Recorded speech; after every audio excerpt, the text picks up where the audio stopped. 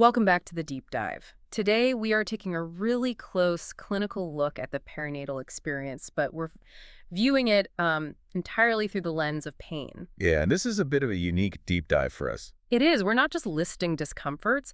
We're trying to synthesize the whole progression of pain, from the very first aches of pregnancy all the way through to postpartum recovery. And most importantly, isolating the specific nursing assessments and interventions at every single step. Exactly. The listener sources are fantastic, very dense, very clinical. So Yes. our mission here is to unpack all of that. We want to translate the physiology of pain into real actionable knowledge for the care team. And I think to do that, we have to start with a solid definition.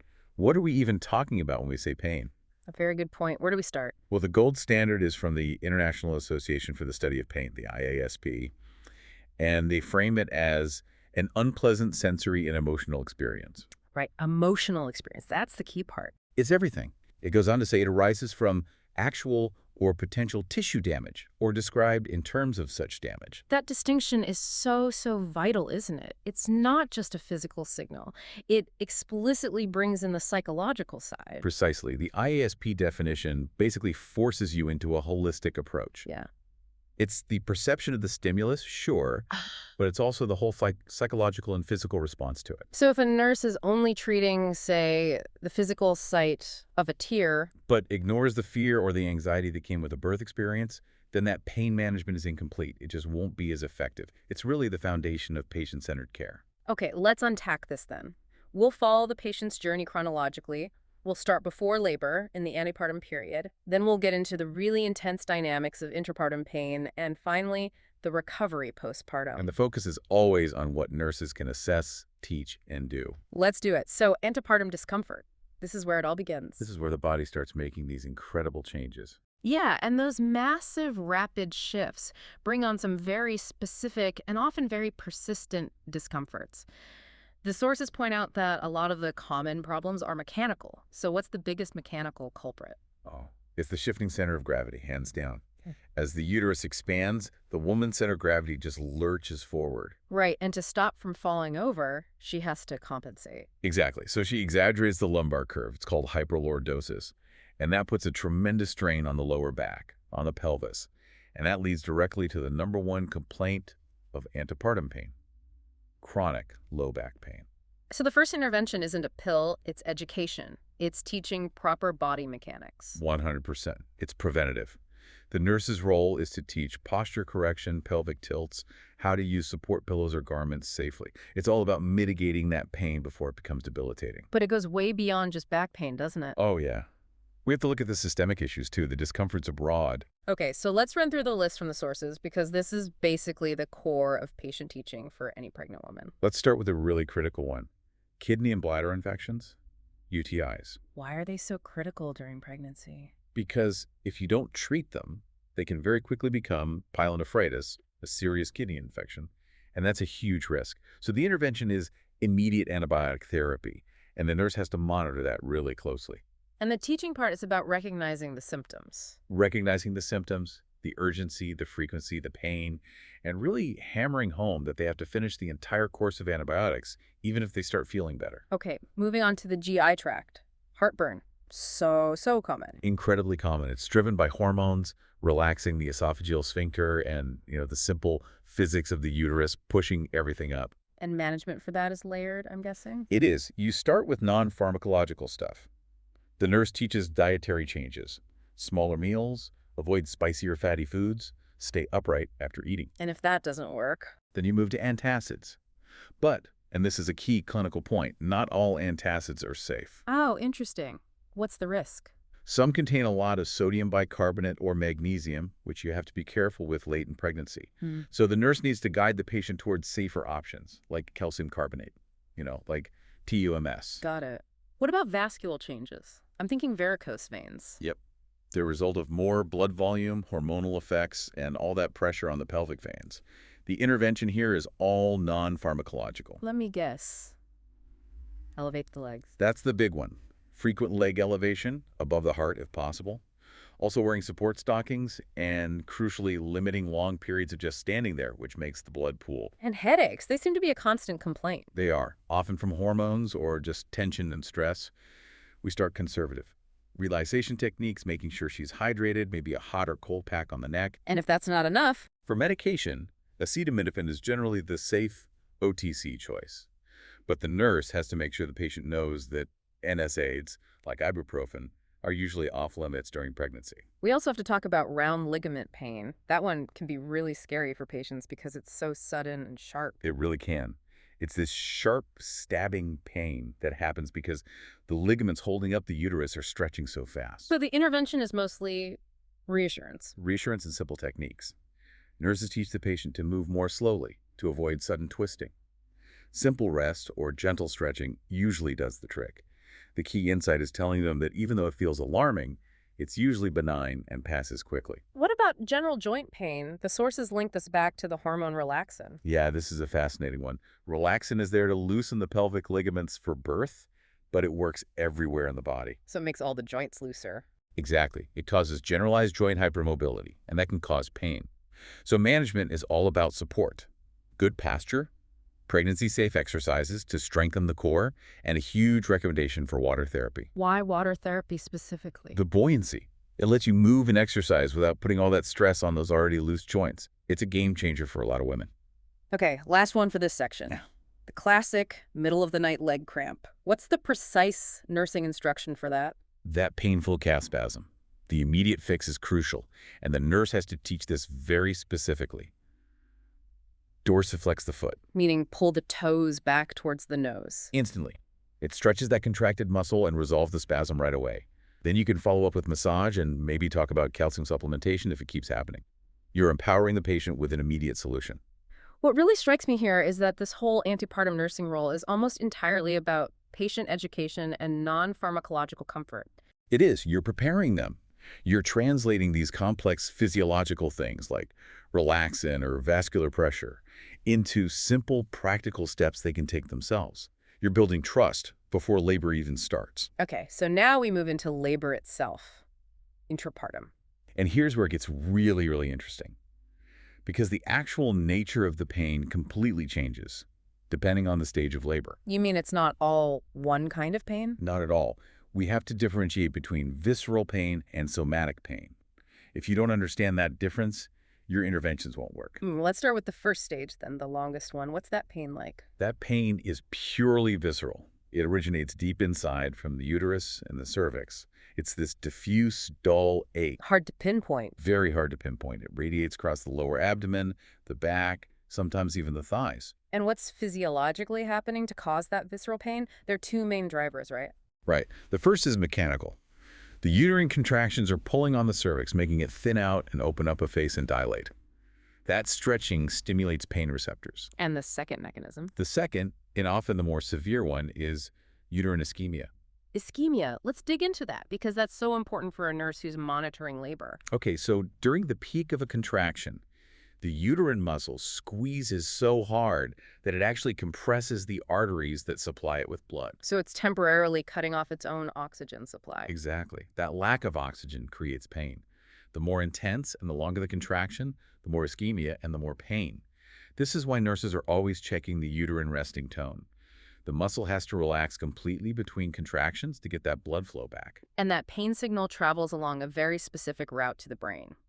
Let's talk about the nerve pathways, because this is the whole basis for where you place an epidural. It is. The pain impulses from the cervix and the uterus travel along the T10 to T12 and L1 spinal nerve segments. T10 to L1. Right. And because of the way the sympathetic nerves are wired, the pain gets referred. So it felt on the surface of the abdomen, even though it's starting deep inside. Knowing that T10 to L1 distribution is exactly why an epidural block is designed to numb those specific dermatomes. There's a really key assessment nuance here related to the pattern of that pain, isn't there? A huge one. Typically, because the ischemia only happens during the contraction, the pain should go away completely in between contractions. But not always. Not always. And this is a major red flag for the nurse. If the baby is in a posterior position, what we sometimes call sunny side up, The back of the baby's head can press relentlessly against the mother's sacrum. Constant pressure. Constant pressure on those nerves. And that causes a severe, persistent low back pain that does not go away between contractions. So if a nurse assesses that pattern pain that continues between contractions, what's the priority? You have to change the dynamics. You get the mother moving, Uh-huh. aggressive repositioning, getting her on her hands and knees, sidelying anything to try and encourage that baby to rotate and get off the sacrum. And that kind of pain doesn't respond as well to a standard epidural. It often doesn't, or it might require a higher dose. So that assessment is critical before you even call for the anesthesia. And sometimes pain in this first stage can be a sign of complications, can't it? Things like dystocia or CPD. Absolutely. Dystocia just means difficult or abnormal labor. Encephalopelvic disproportion, or CPD, is when the baby's head is too large for the mother's pelvis. Those are mechanical problems that cause unusual prolonged pain. What about the baby's position? Yeah, malpresentation. If the baby isn't head down, the pressure is all wrong, causing atypical pain.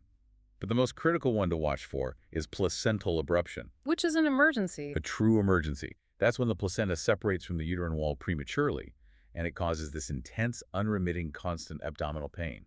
A nurse's pain assessment is a vital sign for these complications, not just a comfort score. Okay, so that deep visceral pain marks the first stage. Then we transition. We transition to the second stage, the pushing stage, and the pain completely transforms. Yeah. It becomes somatic. It's intense, it's sharp, it's burning, and it's very, very localized to the pelvic floor and perineum. So the pain source shifts from ischemia and uterine stretching to just immense physical pressure. Entirely. It's almost all structural at this point. The baby's head is descending, putting incredible traction on the peritoneum and pressure on the bladder and rectum. And then, most acutely, you have the perineal tissues stretching to their absolute maximum. And potential tearing adds to that. Of course.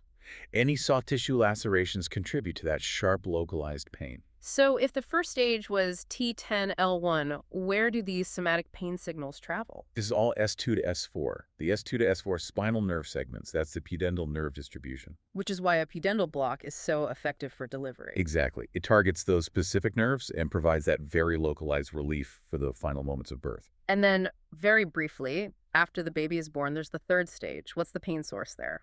Mostly after pains. They're like strong cramps. It's the uterus involuting shrinking back down, and it has to contract hard to clamp down on the blood vessels and prevent hemorrhage. And they're worse for women who've had babies before. Yes, often more intense in multiparous women because their uterine muscle has less tone and has to work harder. And breastfeeding, which releases oxytocin, also kicks them into high gear. Okay, so that brings us perfectly to interventions. The pharmacological toolkit is pretty advanced, but it's all about matching the right tool to the right stage and the right type of pain. Exactly. The nurse's clinical decision-making here is everything. You're looking at the stage, the pain score, the patient's wishes, and you're constantly weighing the risks and benefits for both mom and baby. So first stage strategies. We're targeting that visceral T10L1 pain. What are the options for systemic relief early on? Systemic analgesia is often used in early labor. We're talking about opioid agonists, things like fentanyl. They're given IV or IM. And they provide Yeah. general relief. General short-term relief. It doesn't take the pain away completely, but it can help a woman cope until she's further along. The nurse, of course, has to be watching maternal respiratory status like a hawk.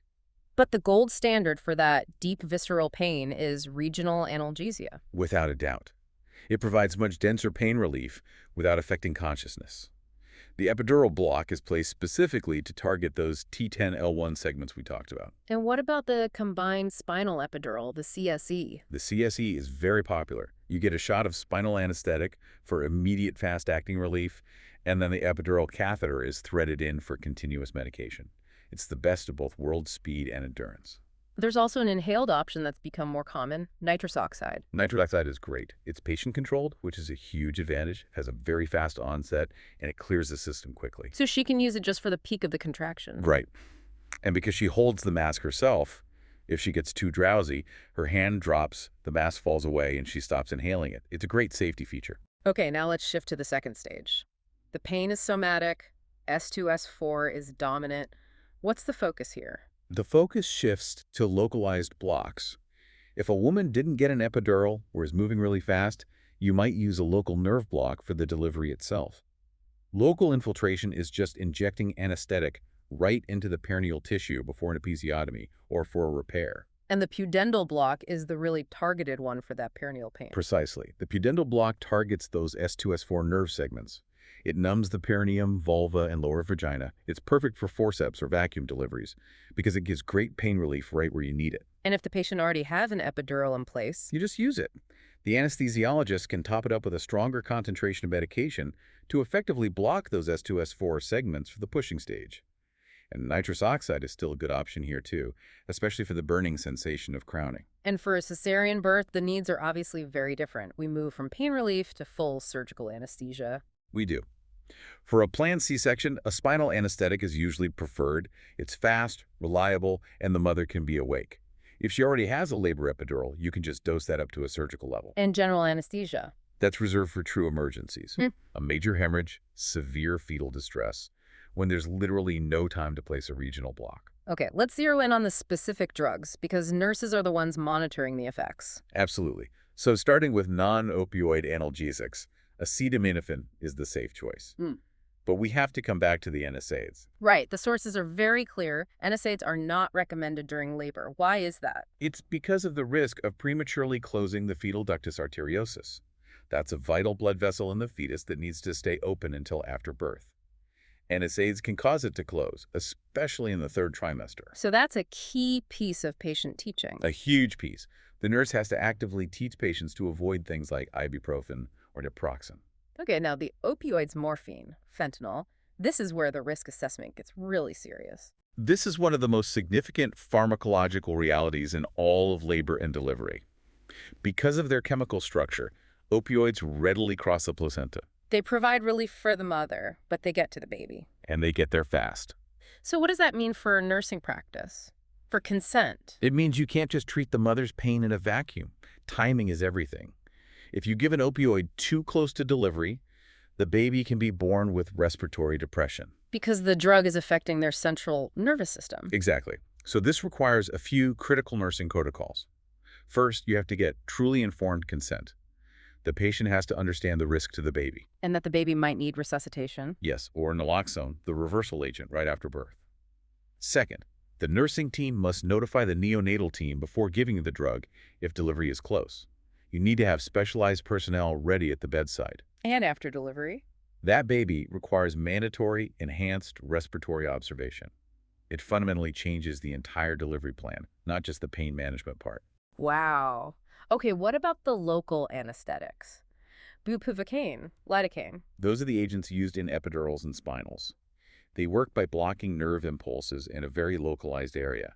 Their systemic absorption is minimal, so they have very little effect on the fetus. That's their huge advantage over opioids. And we should just mention, non-pharmacological methods are always in the background. Always. Repositioning, hydrotherapy, massage, breathing techniques, Yeah. they are constantly being used before, during, and after any medication. They're foundational, and they transition right into the postpartum period. Which is where we're headed next, the recovery period. The labor pain is over, but now it's about the aftermath, acute tissue trauma, and recovery. And the pain assessment has to be just as comprehensive, if not more so. You're looking at a whole new catalog of pain sources. It starts with the delivery method. Right, vaginal versus C-section, whether there were instruments involved. Exactly. The physical trauma can be intense. For a vaginal birth, you're assessing perineal swelling and injury. Is it a minor tear, or is it an extensive third or fourth degree laceration involving the anal sphincter? The pain and the management are completely different. And for a C-section. You have major surgical incisional pain. The nurse is assessing that wound site using the RETA scale, redness, edema, ecchymosis, discharge, approximation, while aggressively managing that deep somatic pain. And beyond the direct trauma, what else are we looking at? You're revisiting after pains, which can be surprisingly intense. You have GI issues, especially hemorrhoids from all the pushing. That's a huge source of discomfort. And then there's breast-related pain. A major source for both breastfeeding and non-breastfeeding mothers. If she's breastfeeding, you might have nipple trauma from a poor latch. That's an immediate teaching moment for the nurse. And if she's not? Then you can get engorgement, where the breasts become incredibly full, hard, and painful. That requires its own specific interventions. And we can't forget the emotional component we started with. Never. A patient's emotional state, anxiety, exhaustion, trauma from the birth, it directly impacts their perception of pain. A high anxiety level can make pain scores shoot up. Emotional support is a pain intervention. Okay, let's get into the specifics of postpartum nursing management. The front line here is non-pharmacological, things to reduce inflammation and promote healing. Sitz baths, that shallow, warm water immersion, are fantastic for perineal trauma. Warm and cool packs, too, I assume. Yep, cold packs right after delivery to reduce swelling and numb the area. Then maybe warm packs later to soothe muscle aches. Repositioning, using cushions, and just prioritizing rest are all critical. And the sources highlight one intervention that's key for both mom and baby. Skin-to-skin bonding. It's so powerful. We think of it for the baby, but for the mother, the physical closeness and the oxytocin release act as a natural analgesic. It reduces anxiety and can literally raise her pain threshold. And what about pharmacological management? This is where the NSAIDs finally get to shine. They do. The postpartum go-tos are often acetaminophen and an NSAID like naproxen.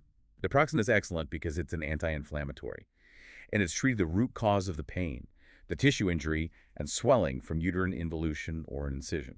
And for more severe pain? Especially after a C-section or a major tear, you might need stronger opioids like Dilaudid, but with very careful nursing surveillance for side effects like constipation. What about for that severe pain from breast engorgement in a non-breastfeeding mother? The main interventions there are actually non-pharmacological. The nurse teaches her to wear a tight, supportive bra around the clock, use ice packs, and avoid any breast stimulation. No heat, no massage. You're trying to suppress milk production. And for localized issues like hemorrhoids? You need targeted topical treatments. The nurse will recommend witch hazel pads, which are cooling and help reduce swelling, and then over-the-counter creams like Anasol or Preparation H. The nurse's role is teaching how to use them properly and consistently. So when we pull it all together, what we've really established is that managing perinatal pain it's not one size fits all. It requires this incredibly high level of clinical thinking. It really does. You have to recognize that shift from the deep visceral pain of the first stage to the sharp somatic pain of the second, and then finally to the management of acute tissue trauma in the postpartum period. Effective nursing care is all about mastering those different assessments. It really highlights the nurse's role as both an assessor and an educator. We've gone from teaching something as simple as dorsiflexion for a leg cramp all the way to managing the complexities of regional anesthesia and post-operative pain. And we spent a lot of time on the pharmacology, especially those systemic opioids. And the sources made a really profound point. Drugs like morphine and fentanyl cross the placenta, they impact the fetus. That reality just fundamentally changes the conversation between the care team and the patient, doesn't it? It has to. So we'll leave you with a final provocative thought to consider, and it builds directly on what we've just discussed. Knowing that opioids cross the placenta and understanding that risk for neonatal respiratory depression, how does that change the consent process around the timing of the drug? How does it balance the mother's immediate comfort with the absolute need to have a fully staffed neonatal resuscitation team standing by at the moment of delivery? It forces that connection. The pharmacological decision you make right now at the bedside is directly linked to the baby's outcome in the first minute of life. It ensures that an informed choice is always connected to clinical preparedness. A really compelling and essential point for clinical practice. Thank you for joining us for this deep dive. We hope you'll continue to explore these connections between physiological stages and the interventions they require in your own work.